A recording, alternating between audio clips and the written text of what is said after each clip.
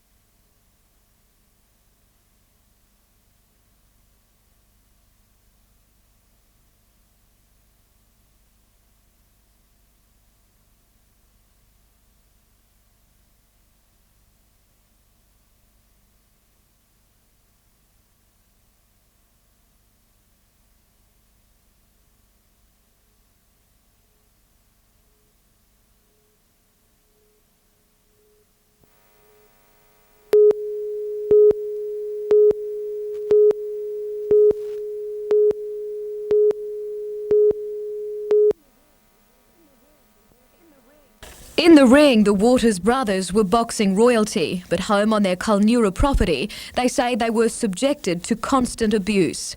The worst affected, according to psychiatrist Dr. John Strum, was the eldest Dean. Sess Waters was like the leader of a cult, and Dean was his disciple. 35-year-old Dean Waters is charged with murdering his stepmother's lover, Alan Hall, 9 years ago. He claims he gunned him down because his father told him to do so. The jury was shown this interview with Dean, filmed by 60 Minutes, 11 months before the killing.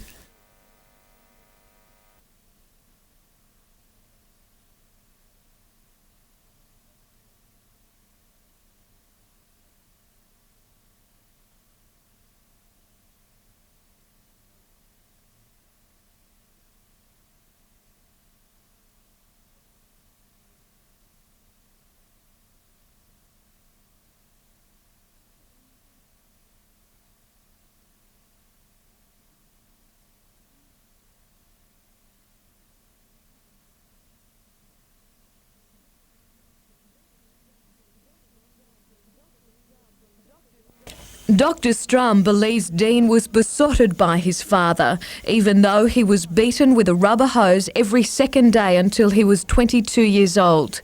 Of Sess Waters, Dr. Strum says, "I saw him as thoroughly evil." The jury heard example after example today of the abuse and degradation the family was subjected to by Sess Waters. He made his wife and daughter urinate in a bucket in the lounge room, which the family shared with 41 dogs. Sess Waters also forced his wife into prostitution, and it's claimed when she fell in love with Alan Hall, he ordered they be killed to save the family name. The trial continues tomorrow. Jodie McKay, NBN News.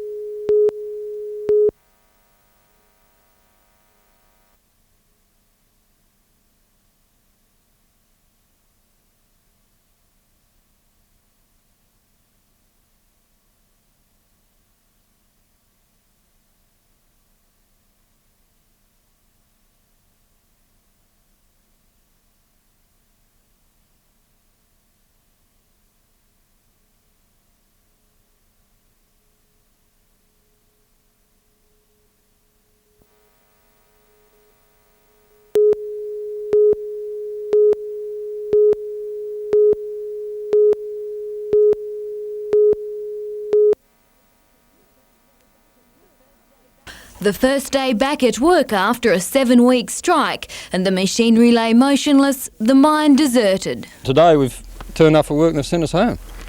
After miners grudgingly voted to end the stoppage yesterday, Rio Tinto's move to send them home again has been seen as an attempt to reignite the dispute. Extremely unnecessary, totally unexpected and, in our view, provocative. But the company defended the unusual move, saying emotions were simply running too high for miners to return to work. Being asked to go home on full pay for the day, if that's provocative, I'm sorry. I don't think it is provocative that we want things to cool down. In all, 3 shifts were ordered home. The company says it was necessary to stop potential harassment of staff, management and those on individual contracts. But the miners themselves see it differently. If anyone's been harassed, I think we are in there at the moment. Although mine operations will resume as normal from tonight, the incident was a step backwards for negotiations which began today. Both sides have agreed to 21 days of talks to strike a collective agreement. But the union remains outraged, saying the company has yet to prove it's committed to talks while it continues to offer individual contracts. Simone Cobb, NBN News.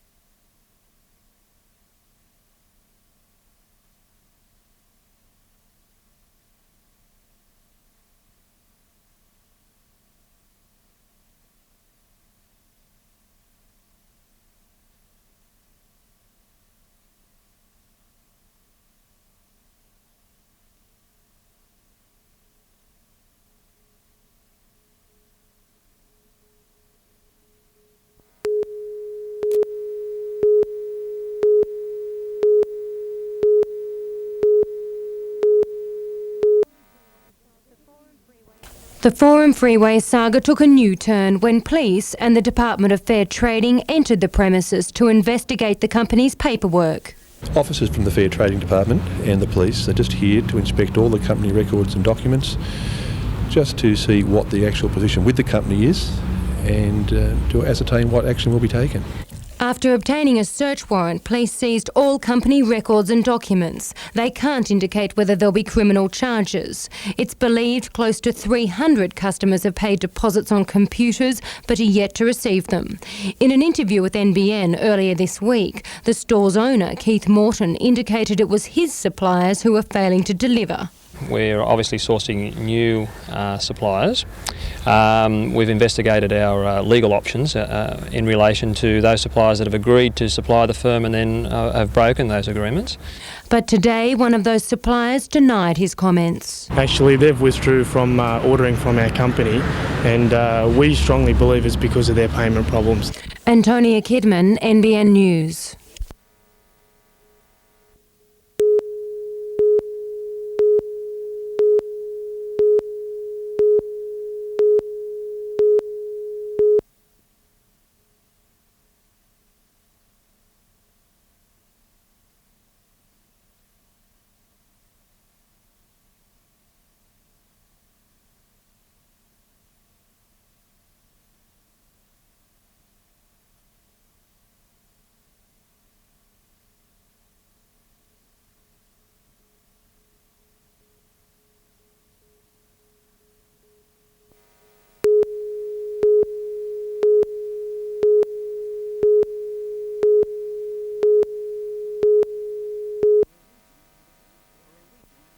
For a region that prides itself on its wines, foods and restaurants, the awards are seen as a high point on the chefs and caterers calendar.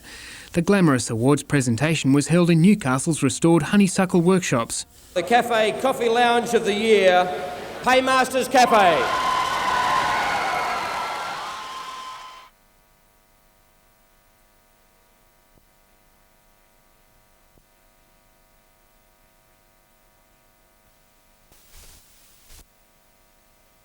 Bayview restaurants.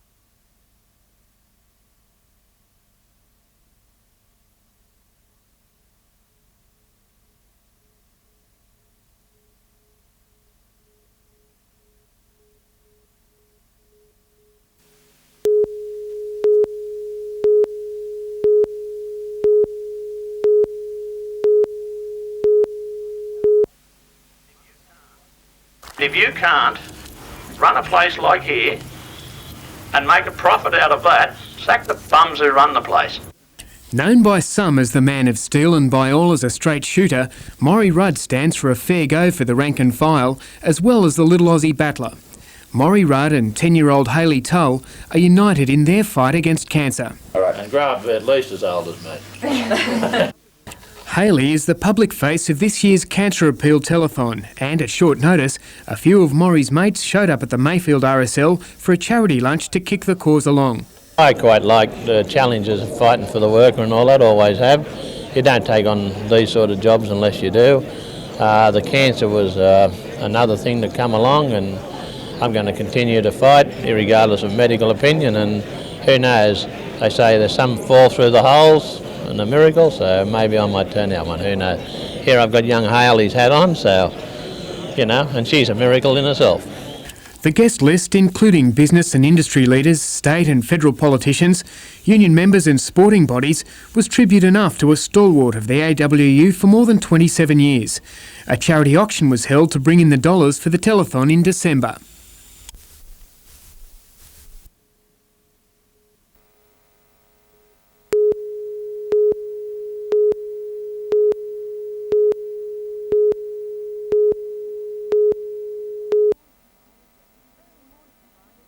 Early morning and riders were hammering away at last-minute preparations for a midwinter marathon through the Lower Hunter.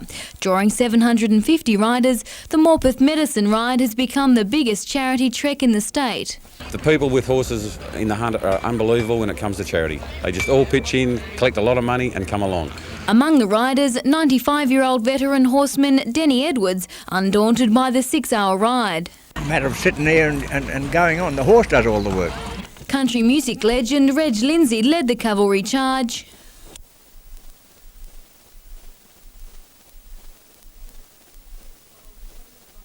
Following closely behind, 7 children with cancer, the focus of the day. I think it gives them a day that they can mix with a lot of other people. I think it gives them a chance that they themselves, their families and their relatives can all get together and just have one big happy day. Ever ready for an emergency, the ambulance service took to horseback for the first time in New South Wales. Weaving through the slopes and plains, the ride stretched its way to Morpeth at a leisurely pace. Organisers hope the event will raise around $55,000 for the NBN Telethon in support of cancer research.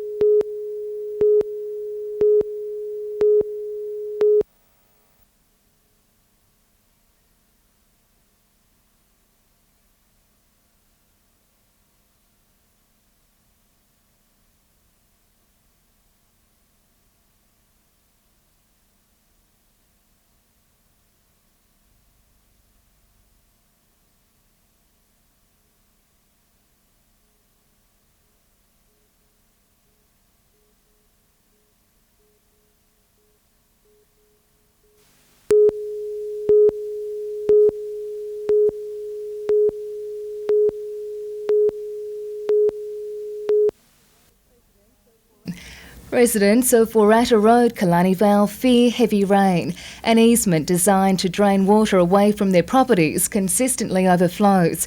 Keith Laird's home has been flooded 3 times in the last 20 years, and he says he's not prepared to put up with it any longer. I've got to do something about it. I just can't sit back anymore. I've lost so much in the years. Mr Laird is not the only resident affected. Recently, garages have been flooded and the water level has risen to the back door of several properties. Residents say it's only a matter of time before a major flood. We've had the light rain and it's consistent, but it's really with the heavy rain we're worried about. We're going to suffer badly. The easement is overgrown with weeds and undergrowth, but despite a commitment from Wyong Council to clear the drain last month, work has not yet started. It's not going to get any better. It has got continuously worse over the years. So if they haven't done anything, how can it improve? Residents are considering legal action against the council as they claim no action has been taken despite numerous complaints. Jenny Crouch, NBN News.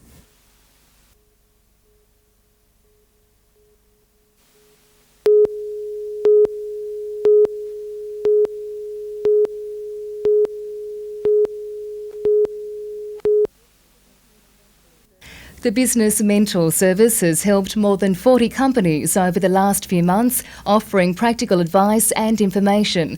The support has saved 3 firms which were about to close their doors, including one which has now doubled its workforce. Another company which has benefited from the program is Dad and Dave's Kitchens at Tuggerah. They've employed 1 additional full-time staff, more work for both casual staff, more work than they can point a stick at. Retired financial executive Murray Moore worked with the business, offering practical advice. It's made us aware of a lot more things, how to run the business properly, and we all know what we're doing more now that the mentors have helped us. The scheme is not only helping manufacturers, it's also working with a range of companies from retailers to computer businesses. While it's difficult to pinpoint exactly how many jobs the program is creating, while Reynolds is confident it's strengthening small business across the coast. One of the biggest comments that I'm getting is, thank God we've got somebody to talk to. And what's more, it's free, totally confidential, and it works. Jenny Crouch, NBN News.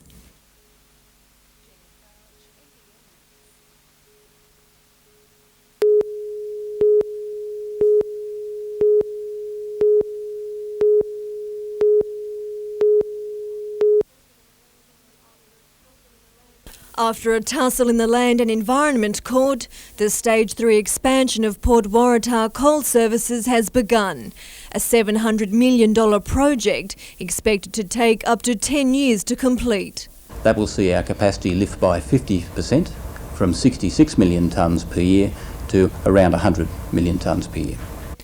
Today, the first step, with local firm Darracon Engineering signing a $2 million contract. It will involve work on Kooragang Island, realigning Cormorant Road and the railway track to make room for 2 new ship-loading berths and an extra ship-loader. Darracon is confident it will finish the project in time for Christmas holiday traffic. We've worked on the island before with the previous expansion, and we feel that we can do the job. The PWCS plans to begin dredging the site in preparation for the berths early next year. Sarah Griffiths, NBN News.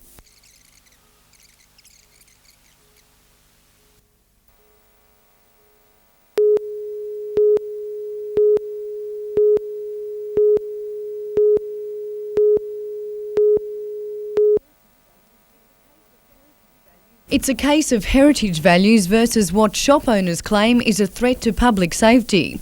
This badly damaged awning juts out over Hunter Street West. Local businesses say it has to go. If they just cut the front of the facade off and just put it back on, they'd have no worries at all. But I can't see anything there what's heritage about it. As a matter of fact, it's a complete and utter eyesore. Heavy plastic barriers were brought in 11 months ago to stop trucks getting too close and hitting the overhang. Since then, local businesses claim they've suffered. But tampering with the 1929 facade would be criminal, according to heritage authorities.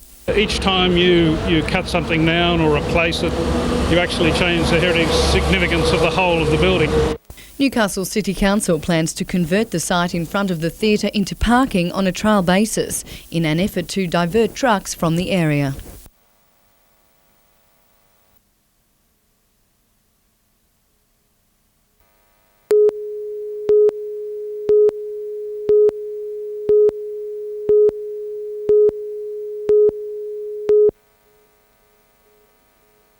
It began as a nuisance for 61-year-old Leslie Battle, but slowly the lack of bladder control affected his daily activities and his social life. While he was talking, I could feel the urge coming on and I couldn't control it and had rather a flood, which was embarrassing. So I thought, well, you better do something about this. Unlike many others with urinary incontinence, Mr. Battle is seeking help. Health authorities say it's a subject that most people are too ashamed to discuss. People just don't want the world to know they have a bladder problem. Therefore, sometimes they don't seek help for it because they find it difficult to talk about it to their GPs. 1 in 4 women and 1 in 10 men will be affected by the condition at some stage in their life. The common misconception is that it's restricted to old people, but children, teenagers, mothers, accident victims and menopausal women can suffer. The Hunter Continence Advisory Service is keen to tell the community that treatment methods have come a long way. We offer bladder training programs. Sometimes we need to teach people how to intermittently self-catheterise. That's for people who've had spinal injuries. And we give advice on the multitude of appliances that are available. The Continence Service is adopting an integrated approach to treatment, involving specialists such as gynecologists and paediatricians to ensure the best possible outcome for patients. 75% of people achieve a major improvement with treatment. Early intervention can mean an even greater chance of cure. It's much, much better to overcome your embarrassment and to get on top of it and control it rather than having it controlling you. Sarah Griffiths, NBN News.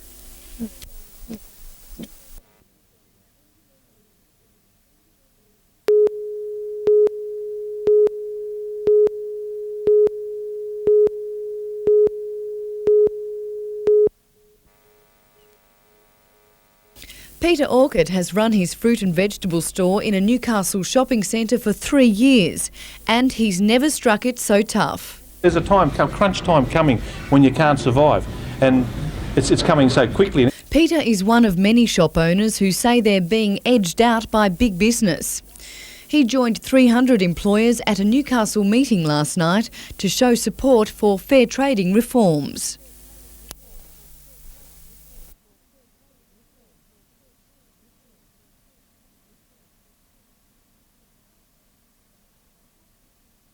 Small businesses are responding to a parliamentary inquiry which recommends revamping existing trade laws. Top of their wish list is rental security in large shopping centres. Shop owners also want an end to what's known as predatory pricing, where large companies undercut their smaller competitors at prices they just can't match.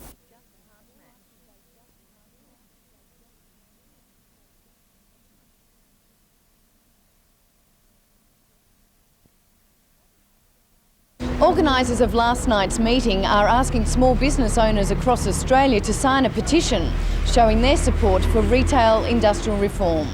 Vanessa Spark, NBN News.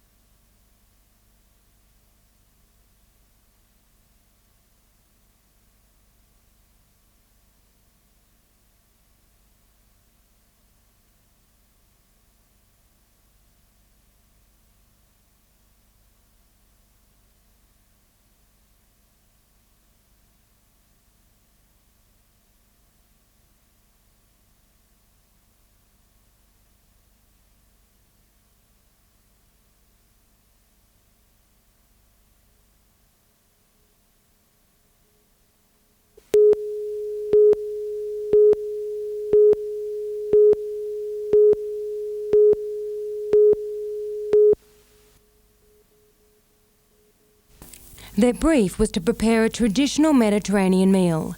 Teams of Year 9 and 10 students from schools throughout New South Wales have been participating in a series of finals, which will culminate in the winning team receiving the AGL Young Chefs Culinary Award later this month.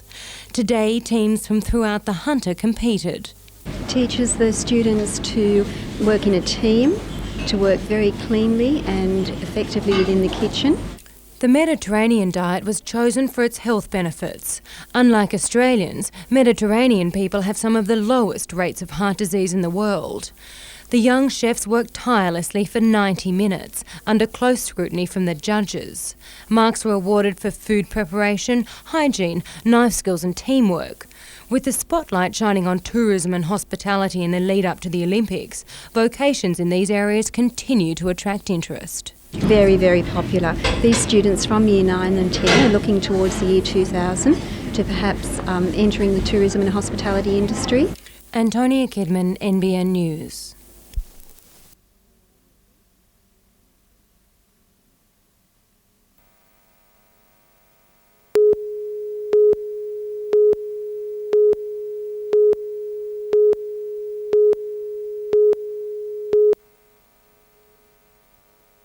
Despite his ordeal, it was trading as usual for Peter Kidd, owner of the news agency at Bullaroo. Shortly after 2 o'clock this morning, he was awoken by a loud crashing sound at the back of the premises where he lives. The side back door had been kicked in and a fellow in a balaclava came pelting through with a knife. A struggle ensued which resulted in Mr. Kidd using a stepladder to defend himself. The attacker retreated without any money, but leaving Mr. Kidd with cuts to his hands and face. This is the second time in 2 weeks the news agency has been the target of armed thieves. A fortnight ago we had a person with a balaclava in here then with a knife, you know, and I managed to dissuade him too. Police are still searching for a 25-year-old man of muscular build, 170 centimetres tall and with a crew cut. He was believed to have been wearing dark green overalls. Putting the incident behind him, Mr. Kidd's main objective now is to improve his security system. Antonia Kidman, NBN News.